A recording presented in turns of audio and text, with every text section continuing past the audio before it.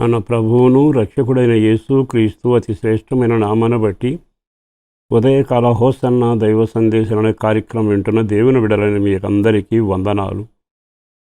మీ అందరికీ క్షేమం కలుగునగాక. ఈ శుభవేళ ఒక దేవుని వాక్యాన్ని మనం వినబోతూ ఉన్నాం. దేవుని వాక్యం మనల్ని ఇప్పుడు ధైర్యపరుస్తూ నిలబెడుతూ ఆశీర్వాదకరంగా నడిపిస్తుంది. అది దారికి దీపమని, నడిచే వారికి త్రోవని ఎన్ని చోట్ల రాయబడి ప్రభు మనల్ని ధైర్యపరుస్తూ ఆ వాక్యం ద్వారా నడిపిస్తూ ఉన్నారు.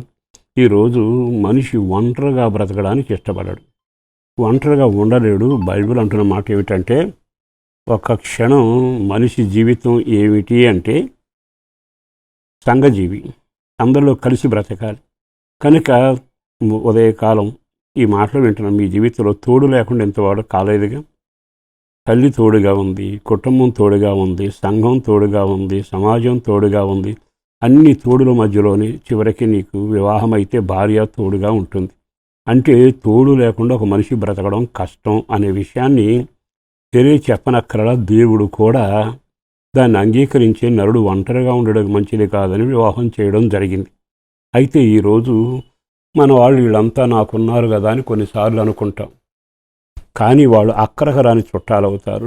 సొమ్ము ఉంటుంది కానీ ఉపయోగపడదు. వ్యక్తులు ఉంటారు కానీ వాళ్ళ శరీరం మన శరీరం వేరు, బాంధవ్యం ఉంటుంది. కొన్నిసార్లు మనతో ఉంటారు, కొన్నిసార్లు దూరంగా వెళ్ళిపోతారు.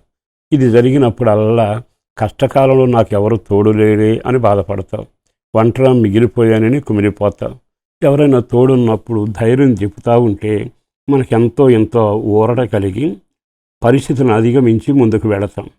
కానీ కొన్నిసార్లు యోబు అంటాడు, నాకు తెలిసిన వాళ్ళు ఎవరు నా చుట్టూ లేరు, నా నిలవరులందరూ దూరంగా ఉన్నారు అంటాడు. ఇంకా చెప్పాలంటే యోసేపు నీడలేని గోతులో వేసినప్పుడు అందరూ పైన ఉన్నారు, అతను ఒక్కడే చిక్కుబడిన సమస్యల్లో ఉన్నాడు. ఇలా ఒంటరితనం భరించడం చాలా కష్టం. అయితే నా దేవుడు ఏమంటున్నాడు తెలుసా? నీవు పవిత్రంగాను ప్రార్థనాపూర్వకంగా నమ్మకంగా నడిస్తే ఆయన ఎప్పుడు నిన్ను విడిచిపెట్టాడు. కనుక మనుషులు అంటే దేహంతో ఉన్న వాళ్ళందరూ కొంతకాలం ఉంటారు, కొంత దూరంలో ఉంటారు. కానీ దేవుడే నీతో ఉంటే, తిమోతికి రాసిన 2వ పత్రిక 4వ అధ్యాయం 22 అక్కడున్న వాక్యం చదువుతాను, వినండి. ప్రభువు నీ ఆత్మకు తోడయ్యుండును, ప్రభువు నీ ఆత్మకు తోడయ్యుండును. ఆ మాట ఎంత బాగుందండి. అంటే నీ ఆత్మ క్షీణించినప్పుడు, సంకుభిస్తున్నప్పుడు, వేదన పడుతున్నప్పుడు, ప్రాణం కృంగుతున్నప్పుడు బయట ఉన్న వాళ్ళు ఎవరొచ్చి నేను ఆదరించలేడు. ప్రభు ఎవరో తెలుసా? మనకు తోడుగా ఉంటాడట. అందుకే ఆయన వెలపటుండి అరిచేతుల మీద చెక్కుంటాడు, కొన్నిసార్లు రెక్కల మీద మోస్తాడు, కొన్నిసార్లు దాటిస్తాడు. ఆయనే కాపుదలగా ఉంటాడు. అన్ని విషయాలు ఆయన కృప చూపుతాడు. అన్నిటికంటే క్రొత్త నిబంధనలు అడుగుపెట్టాక దేవుడు సంఘంతోనూ నీతో నాతో అన్న మాట ఏమిటి తెలుసా?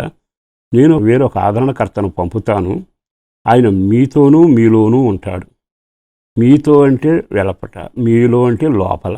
ఆయన మీలో ఉంటాడు. అంటే ఇప్పుడు మనిషి ఒంటరిగా ఉన్నాడని అనుకోవాల్సిన అవసరం లేదు. మనం ఎప్పుడైతే పరిశుద్ధాత్మ నిలయంగా, అంటే కడగబడిన జీవితం, పవిత్రమైన మాటలు, పవిత్రమైన విధాన కార్యక్రమాలు ఉంటే ఆ కార్యక్రమాల వల్ల జరిగేది ఏమిటో తెలుసు? ఆత్మ మనలోనికి వస్తాడు. ఆత్మ లోపల ఉన్నప్పుడు నీకు మాట్లాడే ధైర్యం వస్తుంది. నేను పిరికివాడిని అనుకోలేవు. కొన్ని మాటలు ఆయన అందిస్తుంటాడు నీకు. కొన్నిసార్లు ప్రార్థన చేస్తాడు, కొన్నిసార్లు నడికట్టు బిగిస్తాడు. అంటే తల్లి భార్య అయిన వాడంతా దూరంగా ఉండొచ్చు, కానీ దేవుని ఆత్మ నీలో ఉంటే నిన్ను ఎంత ధైర్యపరిచి నడిపించి పయనానికి సాగిస్తుంది. కనుక సంఘంతో ఆయన అంటున్న మాట, కలవరపడబాకండి, శిష్యులారా వేద చెందబాకండి, నేను వేరే ఆదరణకర్తను పంపుతాను, ఆయన మీతోనూ మీలోనూ ఉంటాడని చాలా తేడగా యోహాను సువార్త 14లో రాశాడు కదా. ఈ మాటలు వింటున్న ప్రియ దేవుని బిడ్డలారా, కొన్నిసార్లు కృంగిపోయే పరిస్థితి, కలవరపడే పరిస్థితి వస్తుంది. కానీ ఆయన వాడు దూరమైన, నిలబరులంతా వెలపలున్నా, తెలిసిన వాళ్ళంతా మరుగైనా కంగారు పడబాకు. నీవు కానీ పవిత్రమై యేసు రక్తం ద్వారా కడగబడి ఓ పవిత్రమైన జీవితం జీవిస్తే ఆత్మదేవుడు నీలోనే ఉంటాడు. అన్ని విషయాల్లో సింహబోన్లో ఉన్న ధైర్యం ఉంటుంది. నీకు అవసరమైతే నీళ్ళని గోతులను నిలబెడతాడు. ఎన్ని చోట్లకి వెళ్ళినా నీకు జయమే కలుగుతుంది. ఆయన ఆత్మ నీకు తోడై ఉండునుగా. ఆ మాట ఎంత బాగుంది. ప్రభు నీ ఆత్మకు తోడై ఉంటాడు. అదే కార్యం ఈ రోజు నుంచి మీ జీవితంలో జరగాలని, సమస్యలను పరిష్కరించుకు ముందుకు సాగండి. దేవుడి కృప మీకు తోడై ఉండునుగాక. పరిశుద్ధుడును ప్రేమాముడి నా ప్రభు వందనాలయ. కుటుంబాలను దీవించండి, వాక్యంలో నడిపించండి, ప్రార్థనలో పెంచండి.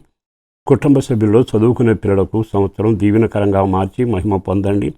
అలాగే ఎదిగిన పిల్లల వివాహాలైనా, వాళ్ళ సంతానమైనా, వృద్ధాప్యుల తల్లిదండ్రులైనా, వాళ్ళ జీవితాల్లో పిల్లలు వేదనతో ఉన్న కాపురాలు చల్లబరచబడడానికి, చక్కబరచబడడానికి, అలాగే ఆత్మదేహాలు క్షేమంగా ఉండే రక్షణ భాగ్యం, ప్రార్థనా జీవితం, కష్టార్జితం దీవెనకరంగా మారాలి. చేస్తున్న పనైనా, వ్యాపార, వ్యవసాయ, ఉద్యోగం, కూలి పని, చేతి పని ఏదైనా దీవెనకరంగా మరింత వాక్య వెలుగులో నడుస్తూ కృప పొందుతూ సాగుతూ ఒంటరిగాక నీవు వారిలో ఉండి వాళ్ళ ధైర్యపరుస్తూ దీవెనకరంగా నడిపించుమని యేసు పేరట వేడుచున్నాము తండ్రి. ఆమేన్.